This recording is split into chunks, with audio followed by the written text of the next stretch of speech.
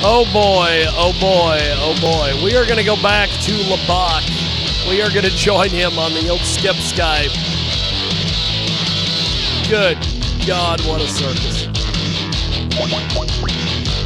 We had our first call from a federal prison.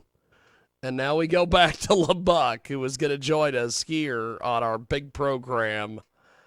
Just an interesting day, interesting deal.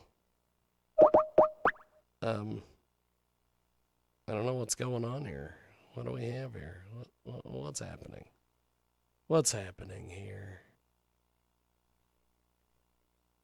Okay, let's do this. Let's quit Skype. And let's re-engage Skype. Let's re-engage Skype. So.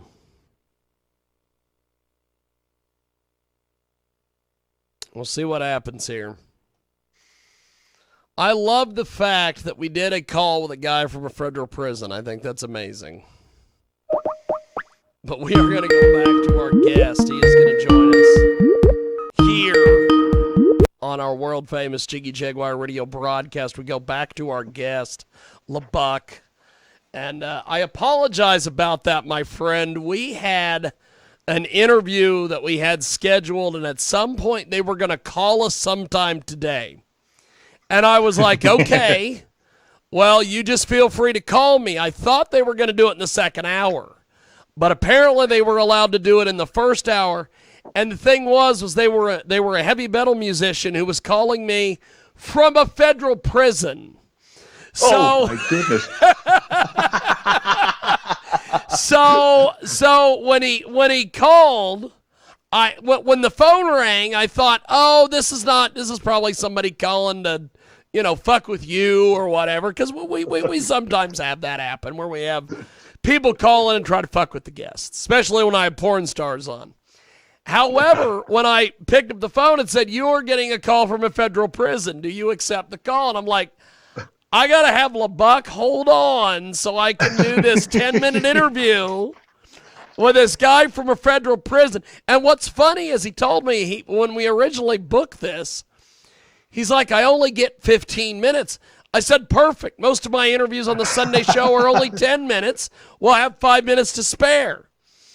So we got this guy on, and halfway through the phone call, the automated system, at one point I started predicting it, and it helped me out a little bit. But they would have this automatic prompt come on that says, this is a call from a federal prison. So at one point, as I do, I reintroduce the guest, and then I ask a question. And so the guy's name, he was in the band called July. And so, which is probably about the time he's getting out. But he said, I was sitting there, and at one point I go, well, our guest, and then it goes, live from a federal prison. And I go, yes, indeed, we have the band July with us. So I apologize for cutting you off and bringing you back, but it couldn't be helped. You're able to talk to me anytime. This guy's in a federal prison. Apology accepted. That is the best excuse I have ever heard for being interrupted. Oh, it's great. When I get the interview put up on YouTube, I'm going to send it to you because it's great. Okay, please. I can't wait to hear that. That's awesome. That's really awesome. And what's great is at the very beginning, when I introduced him, I said, we're doing our first interview with somebody live from a federal prison. And then, of course, he did the typical thing that most people do when they're in prison. He had to tell me about the crime, and then he had to tell me how it was all bullshit and he was set up. Of course, yes. Just amazing. Just amazing. Oh, my goodness. Yeah, wow. So, LeBuc, would you consider yourself an EDM artist, or would you just consider yourself like an electronic artist, or is there a difference? I think the EDM artist would say that I'm not an EDM artist. I don't consider myself an EDM artist. I think more like a electronic lounge chill out kind of genre wise. Yeah, it would be. I got the inspiration for like it's I guess 20 years ago on my honeymoon where we went to Amsterdam. And me and my newlywed wife were sitting at this cafe, and they were just playing one great track after the other. It was just like, wow, man, this is cool. And then, oh, this is cool too. And we were just like, wow, you're playing some great music in here. And she was just like, she pulled out a CD and said, well, this is just a compilation. It's called Cafe Del Mar. And I was just like, wow. Can we buy it here in Amsterdam? And yeah, there was a record shop around the corner. And we were just like, oh, we went in and we bought the CD. And it was called Cafe Del Mar, I think number 5. And we were like, we felt like really cool hipsters when we returned to our hometown here in Denmark. We were just like, yeah, well, we got music from Amsterdam, you know. And the whole town was filled with posters advertising for Cafe Del Mar number 6. So it was like we were just way behind. But that kind of sparked my interest in this kind of music, and I've been making it ever since. That's tremendous. I just think that's great that you heard a collection of music and you're like, I got to do this. Yeah, I like it, man. It's not like I'm not trying to save the rainforest or the world with this music. It's for chill. It's for having a good time. It's for sitting in the bar at the hotel pool, or on vacation, or dreaming. You can dream yourself away to a place where it's warm and nice and not raining. That's great. So, okay, I wanna try to figure this out. So with the season there where it's just dark and rainy. Yeah. Do you guys have is there any benefits to the fact that it's dark and rainy, or is it just dark and rainy all the time and you're just kind of screwed? No, we actually drink a lot. Well, okay. On the positive side. No, I'm serious about the hygge stuff, because you really, people do get depressed from not having light. So there is a thing like getting together with good friends, get a good meal, and get some drinks as well, in order to get through this very dark season. Some people do like the fall season. I'm not a fan. I'm more for sunshine and nice weather. But it has it's like you have passed some sort of exam when you get to the spring, because you really enjoy the seasons then. So it's a two-headed monster, really. It's so great when it's over, and I just hate it when when it starts. And while we're getting in January, man, that's like So yeah, that's yeah. If I could afford it, I guess I would be living in California then. That would be the solution. But there's a lot of good things in Denmark, so I'm not leaving. No, I've heard enough about Denmark. I would stay. I'm staying too. So. Yeah, there's no reason to leave Denmark just because it's rainy and cold. No, we can live with that. That's some upsides to it as well. So yeah. So making music and doing all the various things, what are you wanting folks to get out of your music? If basically have a good time, and if they can use it while they maybe work, if they are able to focus better, or I even heard some people meditate to some of the old stuff. That's so fine by me. That is really great. If we're so stressed these days, so if you can just get a little pause or chill a bit, and my music can help people do that, I'm just like, that would be awesome. So yeah, that would be enough for me. That would be enough for you. I think that's great. Yes. I think that's awesome.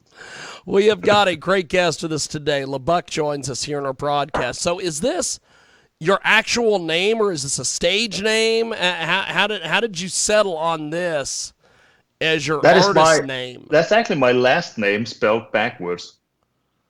So my real name is Torsten Kubel, Cubel.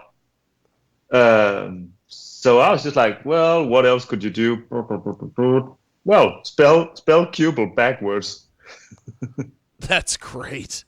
My name is Torsten Kubel, and LeBuc is simply just my last name spelled backwards. That's pretty fantastic.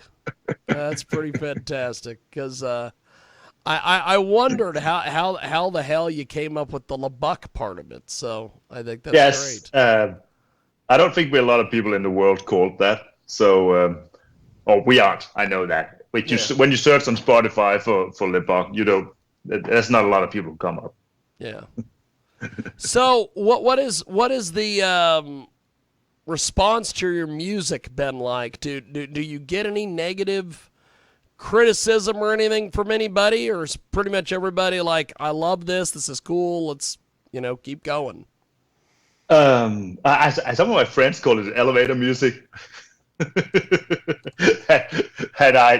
That's fine by me. However, that's fine by me. Mostly positive. Positive feedback. I haven't actually been sharing it a lot with my friends. That's just a thing I've done lately. I just put it out there. Just did my thing, But it do get on playlists on Spotify, and it stays there, and that's just like, okay, that's pretty cool. That's a good response for me. And there's people like you who want to talk to me. That's a great thing that it's getting out there. So one of the problems with this genre I'm in is that there's a lot of extremely generic music where you have these very faceless artists that actually make this music.